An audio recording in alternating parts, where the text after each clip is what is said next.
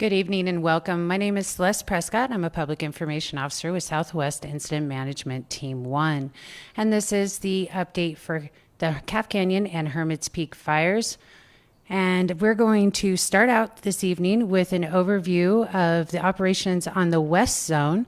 Southwest Incident Management Team 1's Operations Section Chief Jason Coyle. Hi, good evening. So before I go to the map, I usually talk about things that at least I think are complicated, but we're going to break it down to what some of that complexity looks like on the ground. And there's three things that that really are going to be keeping me awake at night, especially as we enter back into a drier period, and that is duff, roots, and dry logs. So to kind of break that down, the duff, the organic material, the needles and everything that fall from the trees, the small branches, and that start to decay. When you're in a drought, the duff gets dry. It gets extremely dry. And so like those punks that you used to use to light your fireworks, that's what the duff is. It holds that heat for a long time, and it doesn't show much heat. And you imagine it's underneath the canopies in this thick mixed conifer of the trees. And those leaves on those trees and the way that they're shaped, designed to shed snow, designed to shed moisture out to the edge of their branches, which is the drip line. So the soil underneath there is really dry. The organic material that makes up the duff is really dry. And then the trees, by design, any moisture that they get is shed to the outside of it so it stays dry. And then it stays in there and doesn't do anything. It's hard to see with infrared cameras because it's underneath all that organic material until we get a bunch of wind on it and it gets in some fresh fuel and starts to get more active. And so that's the thing about the duff. The thing about the dead logs is you can have one of those that's stuck in a snowbank, but the wood, the 1,000-hour fuels, the tree parts that are big around as I am, they are going to stay dry through all these little increases in moisture like we've seen over the past couple of days. And they're going to keep heat in there. Once one side of them burns, it'll be just like a cigar. It may take several days depending on what's around it, but that fire will creep down there, stay in there, and then it can pop out the other side, or it can get into some more receptive fuels that are available to burn, and that's exactly what it'll do, is burn. And the next thing is the roots. So the other consequence of the soil being dry, which when you look at most of the drought modeling, not devices, but the drought models that show the different colors, that's about soil moisture. That's what it's a lot of it is represented by, is the dryness of the soil moisture. So when you see that extreme dryness in the soil moisture, the assumption should be that those roots, especially in trees that like conifers, is going to be dry, and they're still somewhat resinous. They have pitch in them, and it's not unheard of. And I wouldn't say it's common, but it's certainly possible that a root can burn underground, can stay burning in dry soil for a long time, and then surface somewhere else and cause a fire. So we're going to be dealing with issues on controlling the fire, and a lot of that's going to be what we can see above ground. But we haven't lost sight of the fact that there's those three things: duff, the big dry logs, and then the roots that are going to continue to present a threat. And that's why we're continuing with the plan that we talked about the last couple of days. So if we go to the map, north side of, actually let's slowly wander over to this map because it's easier to represent it. We're around the north end of Division Kilo here by Martinez Pond. And as I stated this morning, there's areas here where this dozer line is off of the fire's edge. And so we're going in there, we're going to start looking at those areas closely to make sure that for none of the three reasons I just explained, there's a potential for something that looks like it's out to spread fire and to get active and then possibly spot across that line. Now, as long as we have black that goes all the way to the edge of those dozer lines, that creeping and stuff, it has a place to stop because that dozer line's removed all that. But if it gets active underneath there and catches a tree on fire, then it has a potential to throw a spot. I didn't do it, but I asked for it to be done, modeling of 4 different 1-acre spots on different places across this section of the fire. So the northeast side of the 518 road, sorry. And in 4 days, those spots went up to about right here. So that was the growth that you could see off of a 1 acre spot in that area with the winds and the conditions that are predicted in the future. So that's one of the reasons why we're concerned about making sure that this line's buttoned up and that this dozer line that's part of our primary line is put in and the fuel's removed from the side of it and it's able to be used as a holding feature. Because we still don't trust that nothing's going to come out of here in the coming days. With that being said, a lot of work is going in right now to make sure nothing comes out of there. 8 miles across as far as the edge of the fire goes, and slow incremental progress every day. Right now we've got 9 crews, 9 hotshot crews, so there's 180 hard chargers plugged in all around this portion of the fire. And you may notice that what I was calling Thumb's Thumb is really Thumb's Spot Fire. So we thought that was connected to the main fire on the day that it pushed out there to the northwest when we had to we recommended for evacuation of the Highway 73 corridor. But turns out that it's not actually connected, so we'll have to call it something else, I guess. But anyhow, crews are in there working to get around that and continue to work the fire's edge here. This dozer line is still being pushed, and it's going to be tied back into the fire's edge somewhere around where it says 462 right here. And then all the resources were brought down here, the dozers, from their other line, and it takes about a day to do that, and they're all in position. And the road that goes across this ridge system has been bladed, has been improved to make where we have easier access by wheeled equipment. And the line has been flagged going across through the Sardinas Canyon fire from 2018 and then up into the Luna fire scar from 2020. And they're going to start pushing on that tomorrow. And so we know that there's 3 different important watersheds in the Acacia and the systems that they feed. And so we want to make sure that we create more opportunities for us to be successful in excluding fire out of these watersheds and, of course, out of the Rio Chiquito watershed beyond our primary line to the north. And that is the end of the Oh, you guys want to know how much it rained? Looking at the radar depiction of the storm coverage, it was about 1/100th of an inch over roughly 50% of the fire. So not very much at all, unfortunately. Thank you. Thank you, Jason. I did hear part of the fire received a little snow as well, so we've got a little of everything going on out here in New Mexico. I'm going to turn it down to our partners in the South for California Interagency Incident Management Team 5 Operations Section Chief Alex McBath. All right, good evening. Once again, this is Alex McBath with Team 5 on the south zone of the Cap Canyon fire.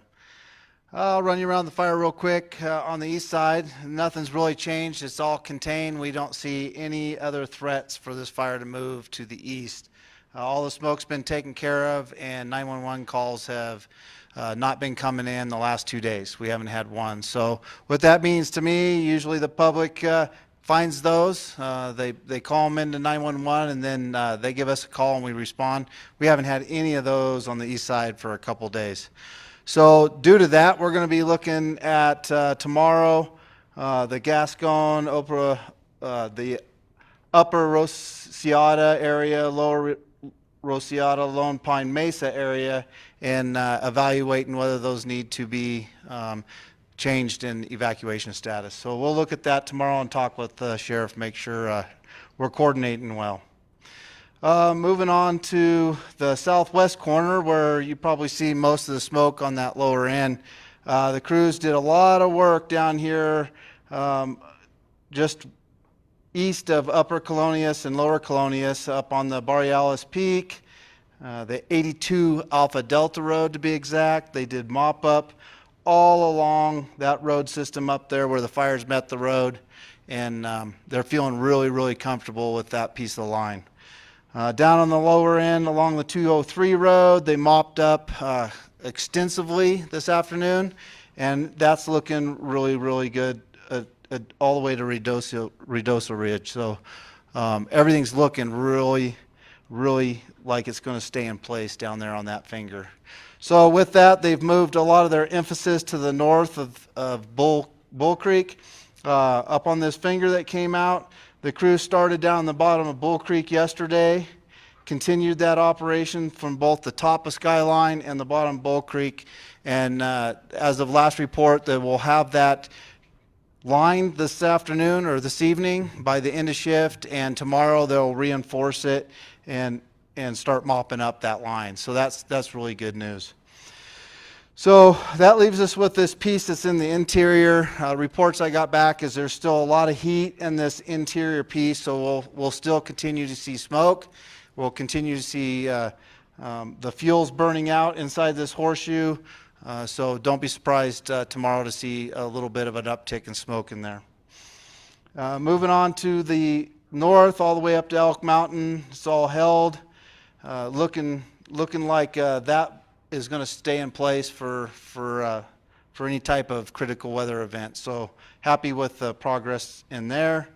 Moving on even further to the north, the headwaters of Daly Creek and Bear Creek, Spring Mountain. We had some folks over on Hamilton Ridge monitoring that. It's looking real good. There's quite a bit of heat in there. There's still quite a bit of smoke coming up. And we do feel like from the modeling that this fire is going to tend to want to move to the north and not to the south towards communities. So that's really good news from our F-band. Structure protection still doing their thing in the Pecos corridor over here, and they're going to continue that until they're finished and feel like that there's no longer a need, and then they'll start going in and pulling everything. But right now, they're continuing prep all along the Pecos corridor. And then precip-wise, not really any reports of precipitation on the south end of this, although the northern end may have got a bit of precip depending on where you were at or where the clouds dropped their rain, but not a whole lot in the south zone this afternoon. So we do have weather coming in. We do have weather coming in this evening, higher RHs that'll help. But tomorrow we're looking to have to continue with holding and monitoring through this whole piece in the south. So I had a question that came through last night, I believe, about what the heck R's are and H's and these X's. So the way we identify line that's completed is if it's dozer line, it'll be X's. And they'll show you where the dozer line has been completed all the way up into here. The R's stand for road. That's where we're using road, and we've prepped the road. And we're going to utilize that as a control feature or line to hold the fire. And then H's, if I don't see H's on here, there they are right there. The H's stand for hand line. That's where the crews have went in and used hand line for a control feature. So that's what all the different marks mean. If it has a dot between them, that's proposed. And we don't have any proposed on here on this map to show you, but we do have a plan for proposed. So hopefully that helps out with any questions about the map. With that, turn it back over. Thank you, Alex, and thanks for going into explanation on that. I know quite a few people had questions on the different symbols on our maps. I'm going to go ahead and hand it over to our friends in the East Zone for California Interagency Incident Management Team 2 Operations Section Chief Keith Garola. Again, as the last couple of days, the weather has really moderated our fire behavior. We continue to patrol the south end of our part of the East Zone from Mora all the way up to Guadalupita, and then heading west. And we've gotten a lot of good work on this 20-acre slop that we had from a few days ago. And they continue just to grid that out. Like Jason was saying earlier, we're looking at all the duff. We're looking at all the potential for the environment here to hold the heat. So they're spending a lot of extra time in here. Again, with the anticipation of some winds in a few more days, they're really hitting this hard, and they're doing some great work in there. So far, no additional slop overs or spots, and this is looking really, really well. With the weather that we've had the last couple of days, and we did have snow flurries and some sprinkles yesterday. Last night we saw a greater amount of rain and snow at the higher elevations. And we had snow down at our base camp up in Eagle Nest this morning. So we are having, at least at the north end of the fire, we are having a lot of precipitation. Now, I'll let Stuart update us on the amounts for that. So anyways, based upon the moderated weather we've had, the crews are taking the opportunity to reinforce all the work up here that we've done up on the ridge. We've gotten a lot of heavy equipment to come in to assist with that. A lot of chipping of byproducts from line construction out here in the contingency area and to the north also. Some of the evacuation zones have been downscaled, and with that, the public is driving through the area, and our folks are continuing to have a presence there. They're starting to look at some of the other equipment that they had in there, the pumps, the water tanks, and we're looking at, where appropriate, removing those. But again, we'll have a presence no matter what through all the contingency area and in the secondary lines until we're satisfied that this thing is out. End of report. Thank you, Keith. And I wanted to cover the numbers for those that are listening on the radio and can't see the ticker at the bottom. We remain at 311,148 acres. We're up to 42% containment and 2,987 personnel currently assigned to the incident. Just for a little reference, there is 634 miles of perimeter around this fire. So it is a very large fire to get around, and it gives you an idea of what we are challenged against. I do want to address the acreage. Last night, due to the cloud cover, we were not able to get our night infrared flight over the fire for an update. And we have been informed that it will likely not happen again tonight. So you will see those same acreage likely reported in the morning. When this cloud cover clears, then we will get an update. But as you're hearing, I don't believe there's a whole lot of growth going on out there. With that, I'm going to turn it over to our fire behavior analyst, Stuart Turner. Good evening, Stuart Turner. I'm the fire behavior analyst for the Southwest Team 1. So as you heard, we received a little bit of precipitation, just a few hundredths of an inch scattered all over the fire. Some were winners, some were losers, some big, some little. So not much, and it does have some effect on the fire behavior out there, as you heard from all the operations section chiefs. And what happens when we get that precipitation, and more importantly, it's the higher humidity that we've been getting either at night or through the daytime. And what that does, it moistens up those fine dead fuels that you heard Jason talking about, those pine needles, the twigs, the blades of grass. They moisten and either are not able to carry fire or they carry it very slowly. Now, the fire doesn't go away. As Jason alluded to, it hides out there, and it's hiding in those larger fuels. You heard him refer to the 1,000-hour fuels, and that's how we talk about the different fuels. Those small, fine, dead ones are 1-hour fuels, and the larger ones, about the size of a 4x4, they're the 1,000-hour fuels. And those 1,000-hour fuels, they're sitting at 8% fuel moisture. The same 4x4 post you would buy at a lumber store that's kiln dried comes in about 12% fuel moisture. So you can see that those bigger fuels out there are very dry, and they will retain that fire through these moist periods, even with snow and rain on them. And they will rekindle and allow the fire to spread once things dry out. And speaking of drying out, that's what we're going to start seeing here real quick. We're going to start seeing a drying trend starting tomorrow. Things will change around a little bit. You're going to see more smoke in the air because things are going to dry out and become available to burn. So as we look at the matrix for tomorrow, we see less clouds. So that means more solar radiation, which will help accelerate the fire growth. Temperatures are coming up a little bit in the 64 area, but more importantly, humidity is coming down. We're getting down to the 20s. So that's going to make those fine dead fuels a little bit more available. Luckily, we're still getting good overnight humidity recovery in those fuels, so they'll moisten up nicely and slow the start of the burn period. And then the winds, they're going to be just a moderate wind, but they are coming up. And more importantly, tomorrow they're going to be out of the north-northwest, which is a direction we don't typically see on those winds. So that's going to be important for many areas around the fire. As we look out on the extended forecast, you can see Thursday, we continue to dry. And by Friday, we're back at it, producing low humidity.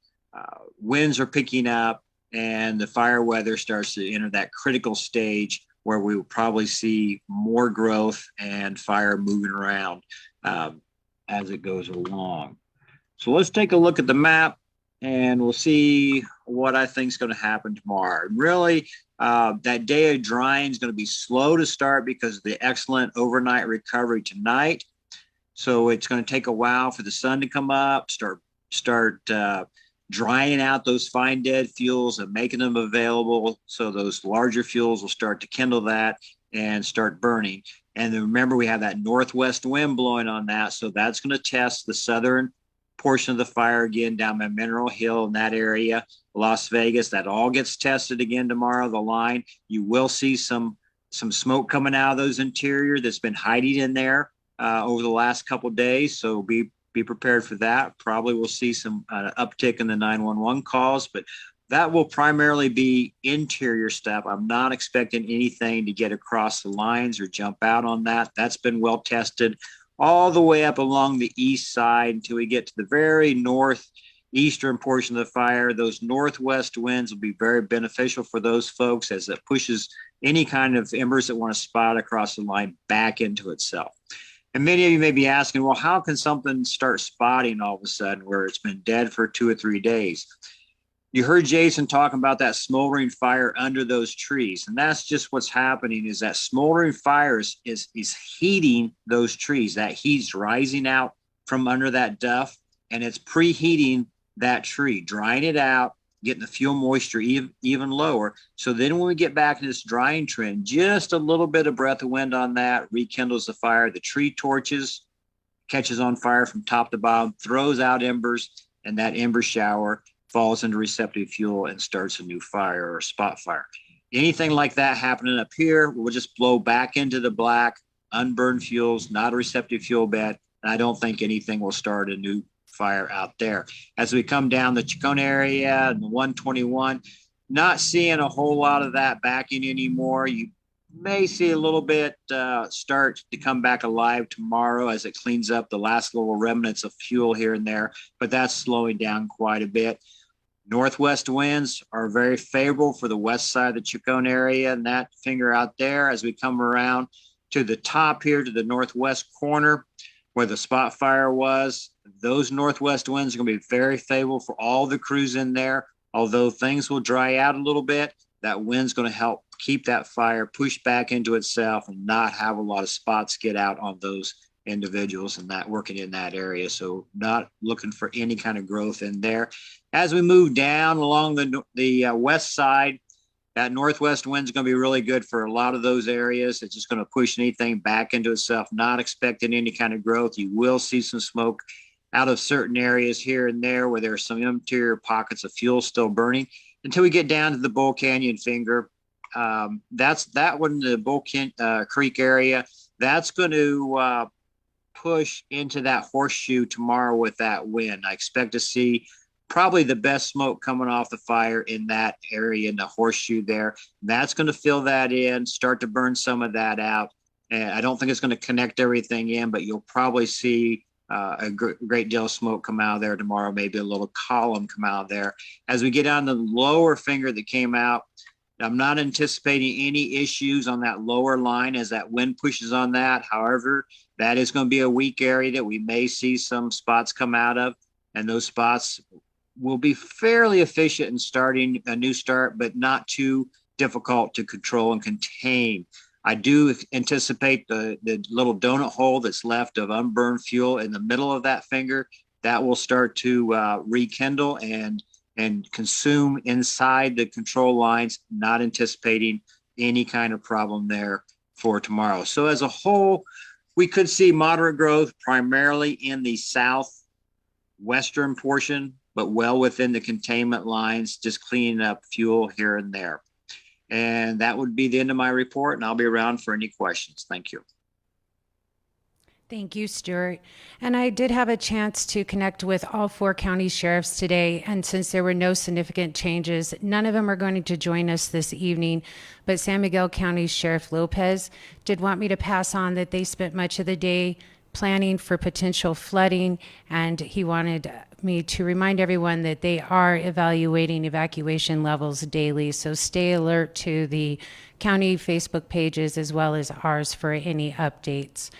And now I'm going to turn it over to a new face, and they're from the Burnt Area Emergency Response Team, which we often refer to as BEAR. And he's going to give you an idea of what they're doing and how they are helping the areas that have already been burnt. Please welcome Todd Ellsworth. Yes, thank you, Celeste. That great introduction. So I just wanted to give everyone a real quick briefing on the Burnt Area Emergency Response, or BEAR, process overview, and discuss a bit what we've been doing on the Hermits Peak Calf Canyon fire specifically.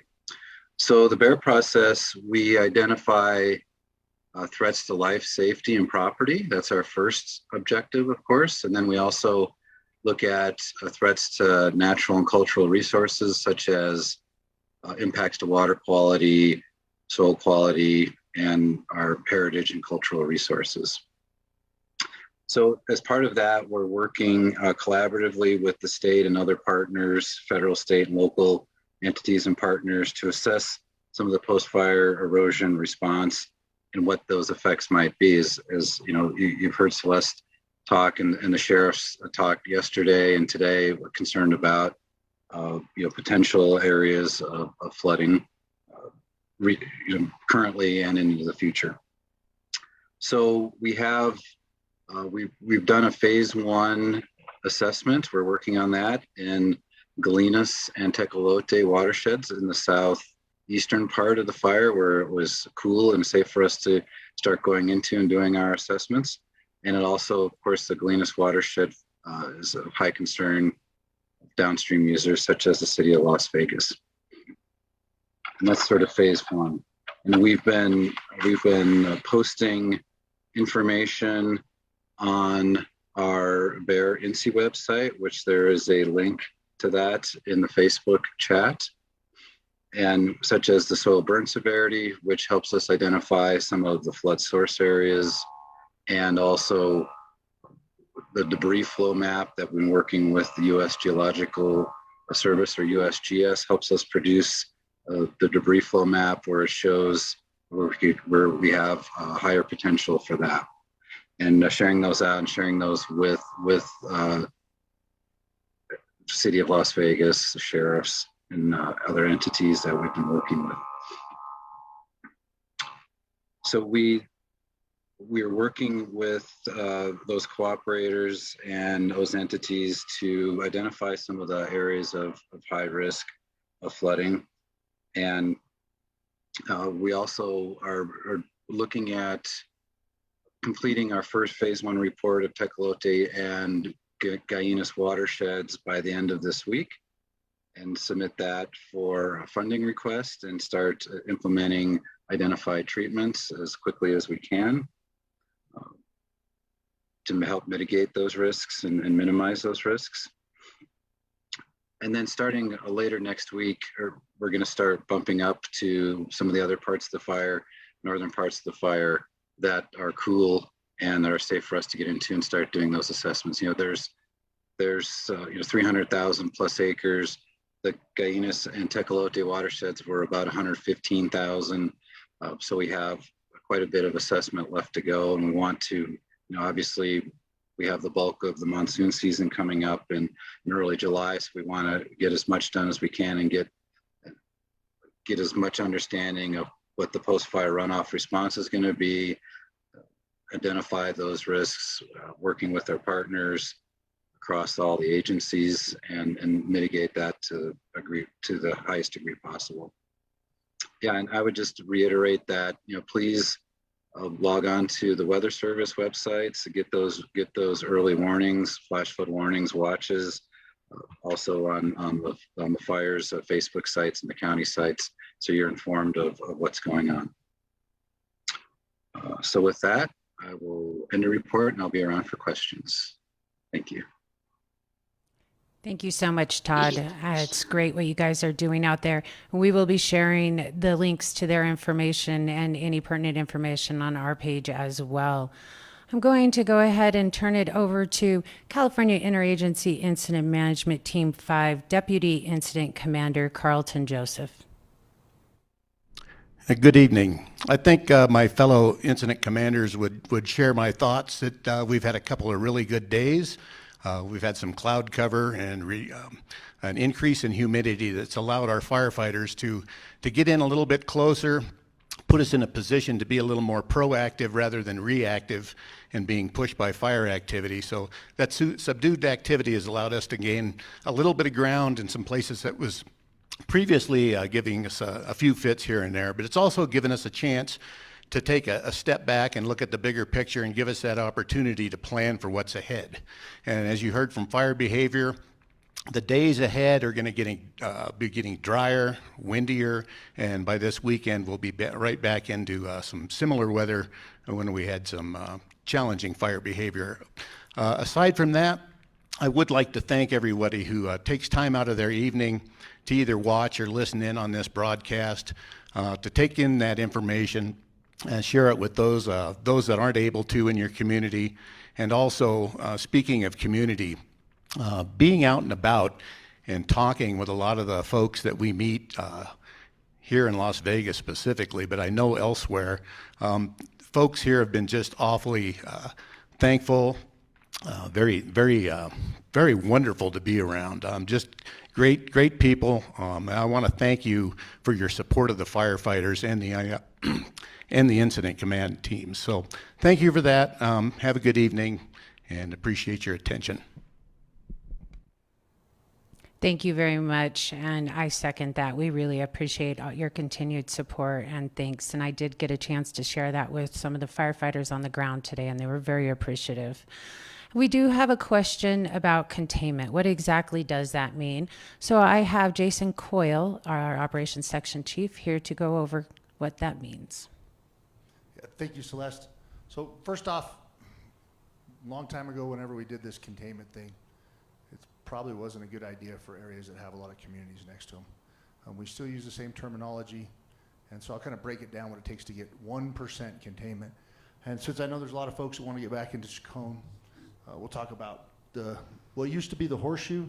Now when we talk about it being a horseshoe, it doesn't look like one, but anyhow, that's what this portion of the fire is we call. So to get containment, we have to first, we've got to locate where the line's going to be put in. We have to put that line in, and then oftentimes what we have to do is we have to either, if it's a direct line right along the fire's edge, then we need to let the fuels consume there, or we need to put them out. If it's an indirect line like this part going down the 121 was, then we either have to aid the fire in backing down to that control line, or we have to help the fire back down to the control line by introducing fire up above and bringing it down. We do a little bit of both in that horseshoe. And then once the fire gets down to our control lines, in this case it's a dozer line primarily, then we need to let the fuels consume, and then we need to mop it up. So mopping it up is we go in a certain distance. We talk about things in chains because that's probably something they did way back in the day, 66 feet. And we talk about how many chains in we need to mop up. And the idea of mopping up is that as long as something's burning beyond that point, we don't view it as a threat to the line. Things that are burning within that area that we just define as the area that we need to mop up, then that's still a threat to the line. So once we eliminate all those threats to the line, then we've got 1% containment. If we did that to 1% of the fire, and 1% of fire here is, 600 miles long, I think, the perimeter. So 1% of the perimeter would be 6 miles, right? I think I did the math right. So anyhow, when we say we're going to increase, when a containment goes up 1%, that means that if the perimeter didn't grow at all on this incident, that means that we got 6 miles done through all those steps. And the reason you see it jump in kind of you see it jump from, may gain 3 or 4%, is there's a portion that basically came down to the line in the same area, and we just got done patrolling it for the last time. We feel confident that all that is contained, then we'll add that amount, and then the number will go up. So that's the process. It takes several days. That's why you see incremental jumps. But the take home is that percent containment does not mean percent effort. Every day, the crews are out there putting 100% of their effort into getting this fire controlled. It just is not reflected the same way in those containment numbers. Thank you. Thank you for explaining that, Jason. And yes, you're right. 634 miles of perimeter, so 6.34 miles would be 1%. So it's a significant difference. With that, I do want to extend our deepest thoughts for all those that are affected by the horrific events in Texas today. It's absolutely heartbreaking. And we will see you all here tomorrow evening at 6 p.m. Stay safe.